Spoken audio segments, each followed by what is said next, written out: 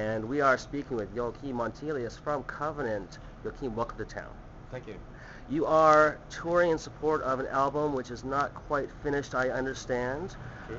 But you are here in North America. How was Kinetik? That was the first date of your mini tour of North America. Yeah, that was brilliant. I think the organizers of Kinetik they have excellent choice. Yes. And the atmosphere was great. I mean, it felt like coming home to family. So many people we know, and we had a great time. Okay. What was the reasoning behind doing this mini tour? Are you financing the next round of recording, or did you just get sick of the studio? I think that's a combination. Okay. But I mean, studio work is great. I mean, we love that. But as you may have noticed, we're not really getting where we want to be. So making a tour is a good thing. Okay, fair enough. And tell me a little bit about the idea behind Modern Ruin. What is the theme of Modern Ruin, and what can people expect from the new Covenant record? The idea of the name came from an art exhibition that I think Esco saw in Berlin, which was about abandoned or deserted or unfinished urban projects. And there was this fantastic picture of an airport in Russia that never got finished. So there is an escalator that just goes to nowhere, and the wood is growing around it. Oh wow! That was a great image, because we think that civilization, as we know it, is not really doing that well. So I mean, it's both.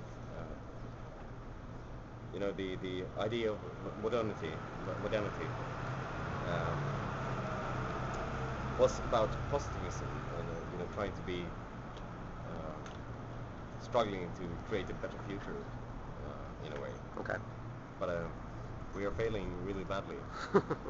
So Modern Ruin is a good title. All right. And Daniel Meyer, of course, is now a member of the band, contributing member in songwriting. What kind of inspiration does he provide for the new material for you? A lot, really. But he's a bit hyperactive. He just spits out ideas. But his way of handling sound and making his very subtle kind of groove is super inspiring.